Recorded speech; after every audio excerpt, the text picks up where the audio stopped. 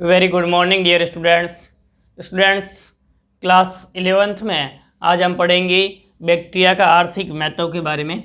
ध्यान दें, बैक्टीरिया की इकोनॉमिक्स इंपॉर्टेंस क्या क्या होती हैं, आर्थिक महत्व क्या क्या होते हैं, उसमें हम दो पार्ट्स में देखेंगे। सबसे पहले हम देखेंगे लाभदायक प्रभाव या लाभदायक महत्व कौन कौन से हैं, फिर हानिकारक महत्व देखेंगे। तो ध्यान दीजिए, सबसे पहले हम किसके बारे में देखेंगे, लाभदायक प्रभाव के बारे में। बैक्टीरिया है, उससे हमें कौन कौन से प्रोडक्ट्स प्राप्त होते हैं, कौन कौन से लाभदायक उपयोगी होते हैं। उसमें सबसे पहले आपको ध्यान रखना है, भूमि की उर्वरता बढ़ाने में बैक्टीरिया उपयोग होते हैं। भूमि की उर्वरता बढ़ाने में वृद्धि करने में बैक्टीरिया उपयोगी होते हैं। तो भूमि की उर्वरक शक्ति है उसको बढ़ाने में बैक्टीरिया उपयोगी होते हैं। ये बैक्टीरिया क्या करते हैं, तो आपको ध्यान रखना है, कई जीवाणु होते हैं। ये जीवाणु वायुमंडलीय नाइट्रोजन को नाइट्रोजन यौगिकों में बदलते हैं।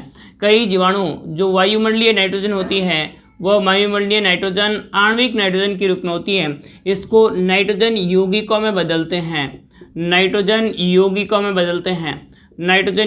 बदलते हैं और ये नाइट्रोजन यौगिक होते हैं वो किस रूप में हो सकते हैं, या तो आपको ध्यान रखना अमोनिया के रूप में हो सकते हैं या नाइट्रेट के रूप में हो सकते हैं। तो अमोनिया, नाइट्रेट या नाइट्राइट के रूप में होते हैं और इन रूपों को पादप क्या करते हैं, अवशोषित करते हैं, जिससे पादप की ग्रोथ अच्छी होती है। तो इस प्रकार से नाइट्रोजन की उपयोगिता है वो पूर्ण होती है इससे।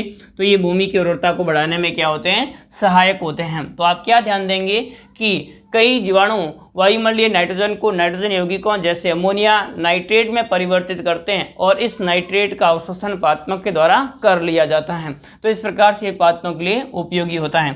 इन नाइट्रोजन स्थिरीकरण वाले जीवाणुओं को 3 भागों में बांटा गया है। इन्हें नाइट्रोजन स्थिरीकरण करने वाले जीवाणु होते हैं या नाइट्रोजन ही जीवाणु होते हैं, उन जीवाणुओं को कितने भागों में बांटा गया, 3 भागों में बांटा गया। सबसे पहले आपको ध्यान रखना है अमोनीकारक जीवाणु।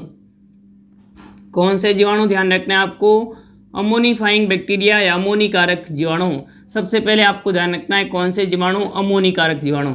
दूसरे आपको प्रकार जीवाणु के ध्यान रखना है, वो ध्यान रखना है नाइट्रोजन स्थिरीकरण। दूसरा कौन सा ध्यान रखना है आपको, नाइट्रोजन स्थिरीकरण। और तीसरा आपको ध्यान रखना है वह कौन सा ध्यान रखेंगे, तो नाइट्रोजन स्थिरीकरण के बाद में थर्ड टाइप्स आपको ध्यान रखना है जो कि नाइट्रीकरण जीवाणु होते हैं, नाइट्रीकारक जीवाणु। तो ये इस प्रकार से जीवाणु हैं, उन जीवाणु को 3 श्रेणियों में बांटा गया, 3 भागों में बांटा गया है। अमोनीकारक जीवाणु, नाइट्रोजन स्थिरीकरण और नाइट्रीकारक जीवाणु। उसमें से सबसे पहले ध्यान दीजिए अमोनीकारक जीवाणु। ये जीवाणु होते हैं, ये जीवाणु मृदा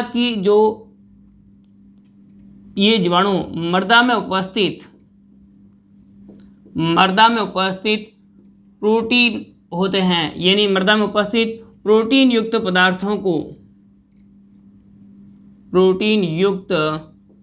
पदार्थों को अमोनिया में बदल देते हैं। किसमें बदल देंगे, अमोनिया में बदल देते हैं। प्रोटीन युक्त पदार्थों को किसमें बदल देते हैं, अमोनिया में बदल देते हैं। ठीक है, क्या ध्यान रखना है, ये प्रोटीन युक्त पदार्थ होंगे उसको किस रूप में परिवर्तित कर देते हैं, अमोनिया के रूप में। यह अमोनिया होगी, यह आपको ध्यान रखना है CO2 एवं जल के साथ में क्रिया करेगी और CO2 एवं जल के साथ में क्रिया करके अमोनियम कार्बोनेट बनाती हैं, अमोनियम कार्बोनेट का निर्माण कर लेती है। तो ये आपको क्या ध्यान रखना है कि किसका निर्माण कर लेगी, अमोनियम कार्बोनेट का निर्माण कर लेती है। यह अमोनियम कार्बोनेट होता भूमि की उर्वरता को बढ़ाता है। जैसे आप उदाहरण ध्यान दीजिए, बैसिलस वल्गेरिस, उदाहरण कौन सा ध्यान रख सकते हैं इसका, बैसिलस वल्गेरिस इस प्रकार का बैक्टीरिया होता है। तो बैसिलस वल्गेरिस। इसी प्रकार से और आप उदाहरण ध्यान देंगे, बैसिलस माइकोइडिस।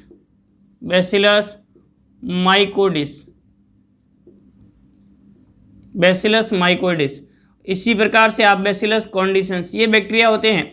इस प्रकार के बैक्टीरिया होंगे जो क्या करते हैं, तो आपको ध्यान रखना है प्रोटीन युक्त पदार्थ होंगे उसको अमोनिया के रूप में परिवर्तित कर देते हैं। और ये अमोनिया होती हैं, यह अमोनिया जल एवं CO2 के साथ में क्रिया करके जल एवं CO2 के साथ में क्रिया करके अमोनियम कार्बोनेट बनाती है, जो कि भूमि की उर्वरता को बढ़ाने में सहायक होते हैं। तो पहला आपको ध्यान रखना है कौन से जीवाणु, अमोनी कारक जीवाणु।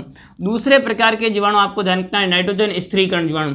ये जो जीवाणु हैं ये वायुमंडलीय जो नाइट्रोजन होती हैं उस नाइट्रोजन को नाइट्रेट के रूप में परिवर्तित करते हैं, या किस रूप में परिवर्तित करते हैं, अमोनिया के रूप में परिवर्तित करते हैं। या तो किस रूप में परिवर्तित करेंगे, नाइट्रेट के रूप में परिवर्तित करते हैं, या किस रूप में परिवर्तित करते हैं, अमोनिया के रूप में परिवर्तित करते हैं। इस प्रकार के जीवाणु को हम क्या कहते हैं, नाइट्रोजन स्थिरीकारक जीवाणु कहा जाता है। ये जीवाणु अगेन दो प्रकार के होते हैं। एक आपको ध्यान रखना है सहजीवी, कुछ जीवाणु दूसरे जीवित जीवों के साथ में उपस्थित रह करके और नाइट्रोजन स्थिरीकरण का कार्य करते हैं, उन्हें हम सहजीवी जीवाणु कहते हैं। और कुछ जीवाणु होते हैं वो स्वतंत्र रूप से मृदा में उपस्थित रह करके नाइट्रोजन स्थिरीकरण का कार्य करते हैं, उन्हें स्वतंत्र जीवी कहेंगे। तो पहला हम सहजीवी देखेंगे, दूसरा कौन सा, स्वतंत्र जीवी। ध्यान दीजिए सहजीवी, सहजीवी में आप उदाहरण ध्यान दें तो आपको ध्यान रखना है एक बैक्टीरिया राइजोबियम, राइजोबियम, राइजोबियम लेग्यूमिनोसेरम,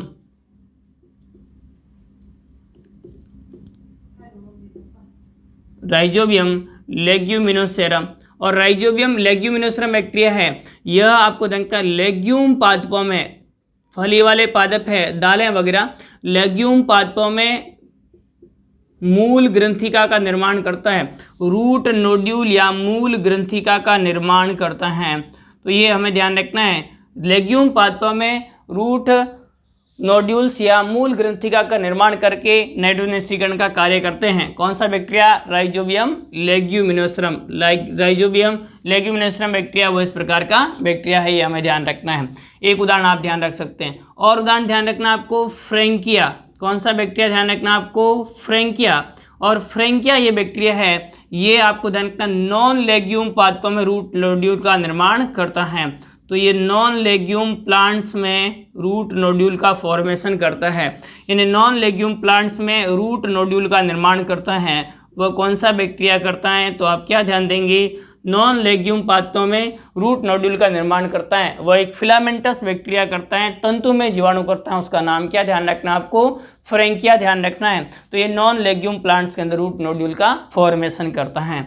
देखो ध्यान दें, फ्रैंकिया है यह कौन कौन से नॉन लेग्यूम प्लांट में करता है, तो आप ध्यान देंगे एल्नस में, और आप ध्यान देंगे तो आपको ध्यान रखना है केजुराइना में, एल्नस में, केजुराइना में। इस प्रकार के पादपों के अंदर ये क्या करता है, तो आपको ध्यान रखना नाइट्रोजन स्थिरीकरण का कार्य करता है।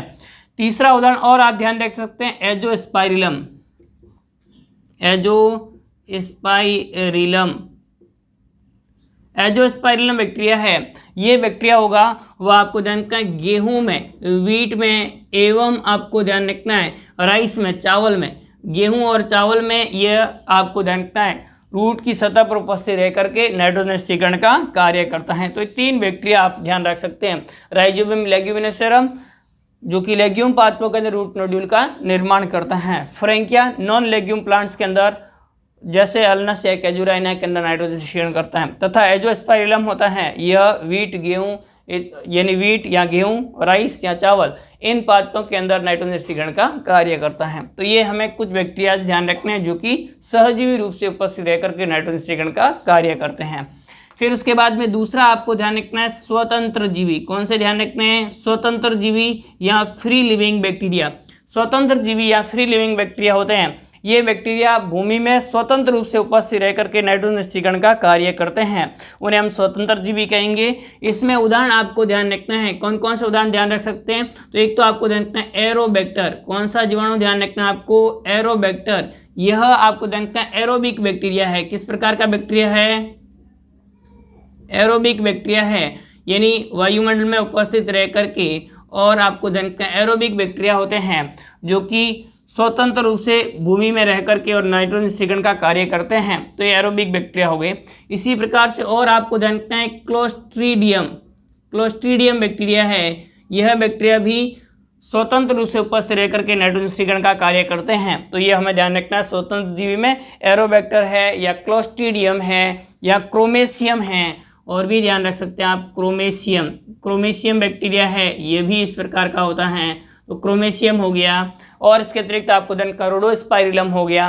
तो ये बैक्टीरिया जो कि स्वतंत्र रूप से उपस्थित रह करके नाइट्रोजन स्थिरीकरण का कार्य करते हैं। तो ये स्वतंत्र जीवी प्रकार के बैक्टीरिया जो नाइट्रोजन स्थिरीकरण का कार्य करते हैं। अगला हमें ध्यान रखना है नाइट्री कारक जीवाणु।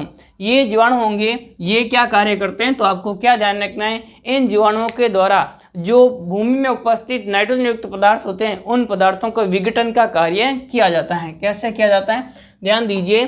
तो मैं ये थोड़ा मिटा देता हूं।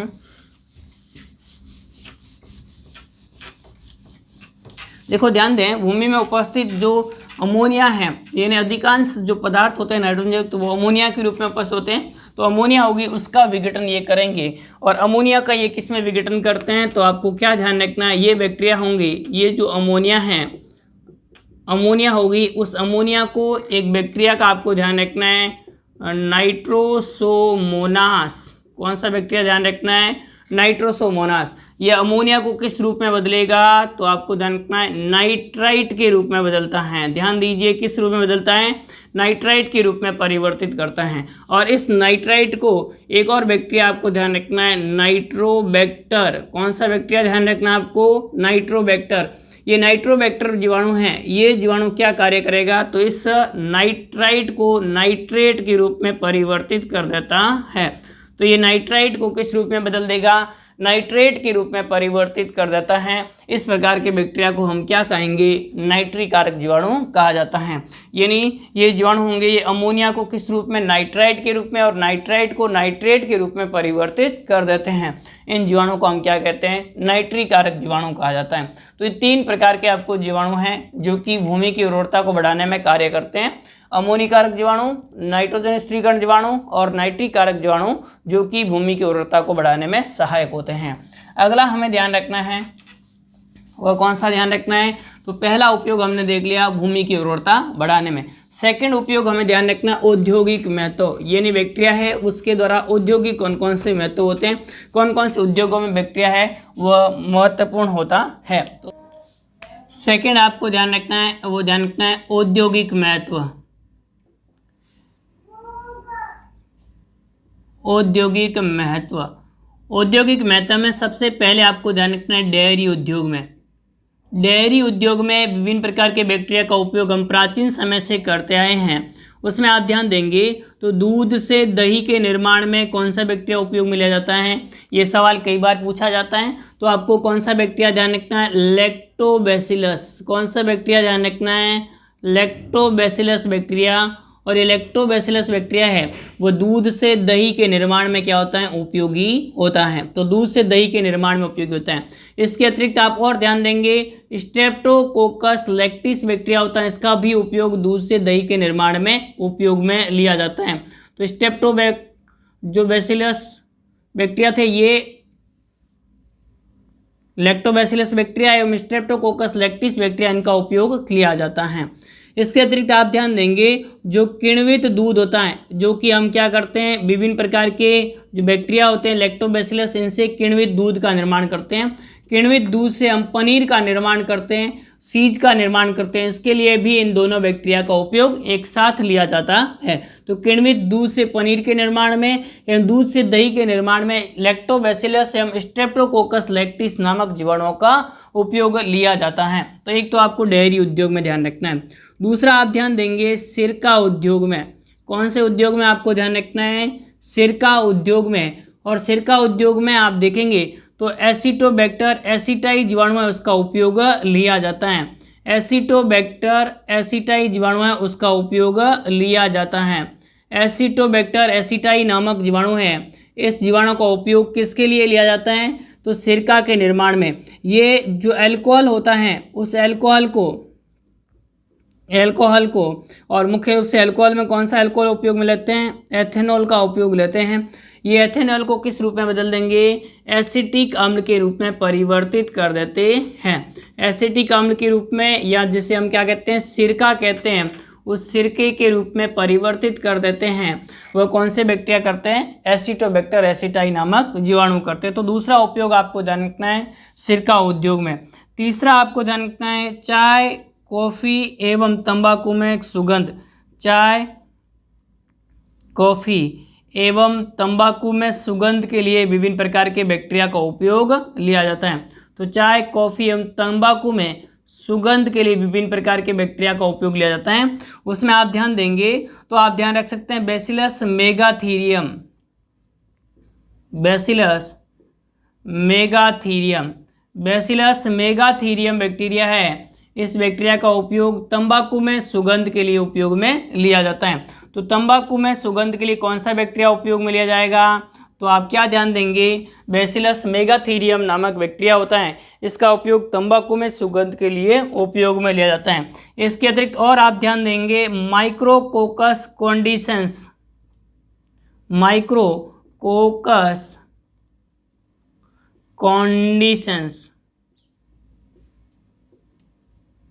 माइक्रोकोकस कॉन्डिसेंस नामक बैक्टीरिया है। इस बैक्टीरिया का उपयोग किस के लिए लिया जाता है? चाय एवं कॉफ़ी में सुगंध के लिए उपयोग में लिया जाता है।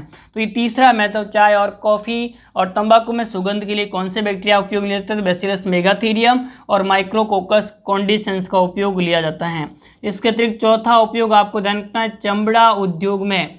चमड़ा उद्योग में भी विभिन्न प्रकार के बैक्टीरिया का उपयोग लिया जाता है खाल की सफाई के लिए, खाल की सफाई के लिए, खाल की सफाई के लिए विभिन्न प्रकार के मर्तोपजीवी बैक्टीरिया का उपयोग लिया जाता है। इसके लिए कौन से बैक्टीरिया का उपयोग लिया जाता है? जैसे क्लोस्ट्रीडियम वगैरह है, इस प्रकार के मर्तोपजीवी जीवाणु हैं उनका उपयोग लिया जाता है। सेफ्रोफाइटिक बैक्टीरिया का उपयोग लिया जाता है।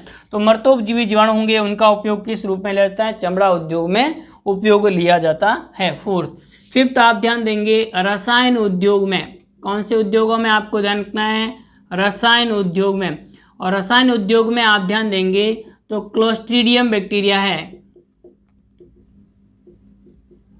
क्लोस्ट्रीडियम ब्यूटाइलिकम, क्लोस्ट्रीडियम ब्यूटाइलिकम जीवाणु है, उससे आपको ध्यान रखना है ब्यूटायरिक अम्ल की प्राप्ति होती है। इससे हमें किसकी प्राप्ति होती है? ब्यूटायरिक अम्ल की प्राप्ति होती है। इसके अतिरिक्त आप ध्यान देंगे एसिटिक अम्ल की भी इससे प्राप्ति होती है। तो ब्यूटायरिक अम्ल एवं एसिटिक अम्ल के निर्माण के लिए कौन सा बैक्टीरिया उपयोग में लिया जाएगा? तो आप ध्यान देंगे क्लोस्ट्रीडियम ब्यूटाइलिकम बैक्टीरिया उपयोग में लिया जाता है। इसके अतिरिक्त और आप ध्यान देंगे एरियोबैक्टर। कौन सा जीवाणु आपको ध्यान रखना है? एरियोबैक्टर। एरियोबैक्टर नामक जीवाणु है, उसके द्वारा ब्यूटायरिक ग्लाइकोल का उत्पादन किया जाता है। ब्यूटायरिक ग्लाइकोल का उत्पादन करने के लिए कौन से बैक्टीरिया का उपयोग लिया जाता है? एरियोबैक्टर का उपयोग लिया जाता है। इसके अतिरिक्त आप ध्यान रखना है कोरिनी बैक्टीरियम।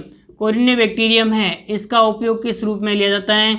तो आप ध्यान देंगे कोरिनी बैक्टीरियम है, इससे एमिनो अम्लों के उत्पादन में उपयोग में लिया जाता है। तो एमिनो अम्ल उत्पादन में इसका उपयोग लिया जाता है।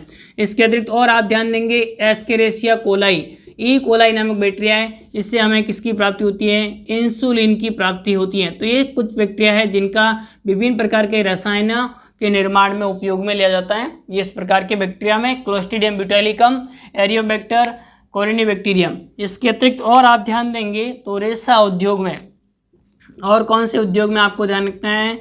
रेशा उद्योग में बैक्टीरिया का उपयोग लिया जाता है। रेशा उद्योग में भी कुछ बैक्टीरिया का उपयोग लिया जाता है। उसमें आप ध्यान देंगे तो मुख्य रूप से आपको ध्यान रखना है clostridium butylicum bacteria, clostridium butylicum,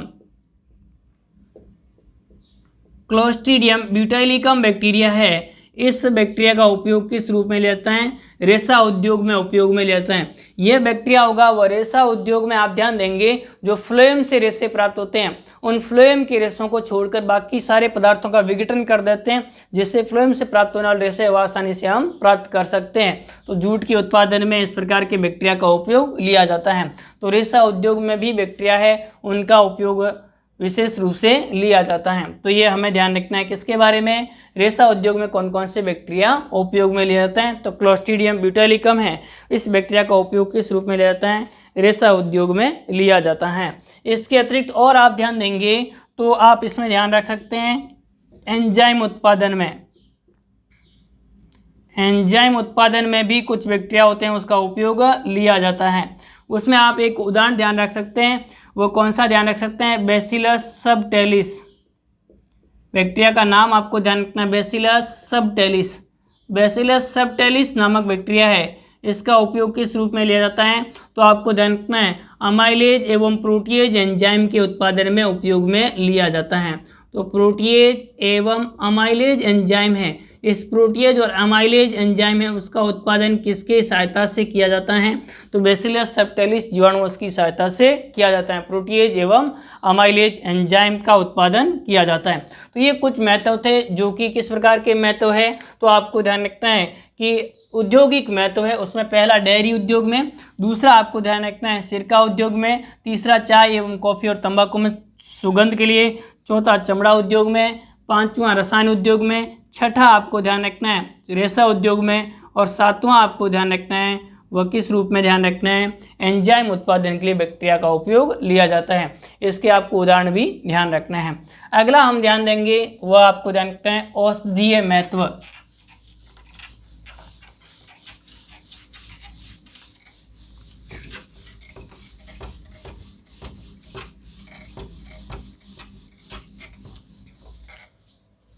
third type के महत्व हमें ध्यान रखना है बैक्टीरिया का, वो कौन सा ध्यान रखना है? औषधीय महत्व, यानी विभिन्न प्रकार की औषधियों के निर्माण में कौन कौन से बैक्टीरिया का उपयोग लिया जाता है उसमें आप ध्यान देंगे। तो सबसे पहले तो आप ध्यान देंगे विटामिन उत्पादन में, विटामिन उत्पादन में भी बैक्टीरिया का उपयोग लिया जाता है। विटामिन उत्पादन में कौन से बैक्टीरिया का उपयोग लिया जाता है? तो उसमें आप ध्यान देंगे क्लोस्ट्रीडियम एसिटोब्यूटाइलिकम, एक बैक्टीरिया आपको ध्यान रखना है, कौन सा? क्लोस्ट्रीडियम एसिटोब्यूटाइलिकम, एसिटोब्यूटाइलिकम, इसके द्वारा विटामिन B2 का उत्पादन किया जाता है। विटामिन B2 है, इसका नाम है राइबोफ्लेविन। विटामिन B2 या जिसे हम क्या कहेंगे? राइबोफ्लेविन कहा जाता है। इस राइबोफ्लेविन या विटामिन B2 के उत्पादन के लिए कौन से बैक्टीरिया का उपयोग लिया जाता है? क्लोस्ट्रीडियम एसिटोब्यूटाइलिकम का उपयोग लिया जाता है। इसके अतिरिक्त और आप ध्यान देंगे E coli bacteria, Escherichia coli, E coli नामक बैक्टीरिया होता है, उसे विटामिन B प्राप्त होता है। इसके अतिरिक्त विटामिन E प्राप्त होता है एवं विटामिन K प्राप्त होता है। तो विटामिन E, K और B है, इसकी प्राप्ति हमें किससे होती है? ई कोलाई का उपयोग लिया जाता है, इसकी सहायता से उत्पादन किया जाता है। तो ये हमें ध्यान रखना है। इसके अतिरिक्त आप और ध्यान देंगे बैसिलस मेगाथीरियम, बैसिलस मेगाथीरियम नामक बैक्टीरिया है, बैसिलस मेगाथीरियम। इस बैसिलस मेगाथीरियम नामक बैक्टीरिया है, इसका उपयोग विटामिन B12 के उत्पादन में उपयोग में लिया जाता है, जिसे हम क्या कहते हैं? साइनोकोबालमीन कहते हैं, साइनोकोबालमीन कहेंगे। इस कोबालमीन के उत्पादन में, साइनोकोबालमीन के उत्पादन में किस बैक्टीरिया का उपयोग लिया जाता है? बैसिलस मेगाथीरियम का उपयोग लिया जाता है। दूसरा आपको ध्यान रखना है प्रतिजैविक उत्पादन में, एंटीबायोटिक या प्रतिजैविक उत्पादन में भी बैक्टीरिया का उपयोग लिया जाता है। विभिन्न प्रकार की एंटीबायोटिक्स का उत्पादन, एंटीबायोटिक्स किसे कहते हैं? तो जीवाणुओं के द्वारा इस प्रकार के सूक्ष्म मात्रा में पदार्थ स्रावित किए जाते हैं जो कि दूसरे जीवाणुओं या रोगकारी जीवाणुओं की वृद्धि को रोक देते हैं, उन्हें हम प्रतिजैविक या एंटीबायोटिक्स कहते हैं। उनके उत्पादन में उपयोग लिया जाता है। प्रथम खोजी गई प्रतिजैविक है वो पेनिसिलिन है, जो कि पेनिसिलियम नोटेटम नामक कवक से प्राप्त की गई, परंतु जीवाणु से प्राप्त की गई प्रथम जो प्रतिजैविक औषधि है वो स्ट्रेप्टोमाइसिन है। ये हमें ध्यान रखना है। कुछ आपको ध्यान रखना है स्ट्रेप्टोमाइसिस नामक कवक के उससे प्राप्त होने वाली औषधियाँ, उस बारे में हम देख लेते हैं। स्ट्रेप्टोमाइसिस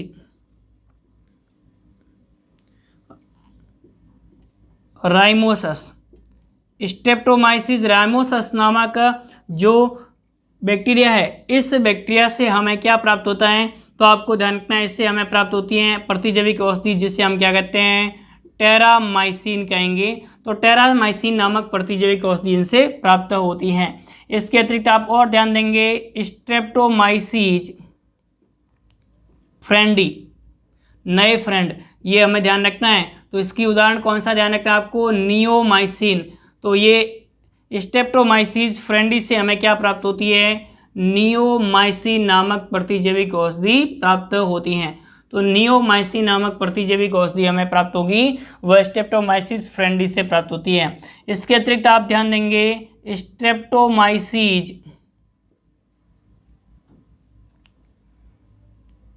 स्ट्रेप्टोमाइसिस इरिथ्रिस, स्ट्रेप्टोमाइसिस इरिथ्रिस है, इससे आपको जानना एरिथ्रोमाइसिन नामक प्रतिजैविक औषधि प्राप्त होती है, एरिथ्रोमाइसिन की प्राप्ति होती है। तो एरिथ्रोमाइसिन की प्राप्ति किससे होगी, तो आप ध्यान देंगे स्ट्रेप्टोमाइसिस इरिथ्रिस से इसकी प्राप्ति होती है। तो ये हमें ध्यान रखना है किसके बारे में, स्ट्रेप्टोमाइसिस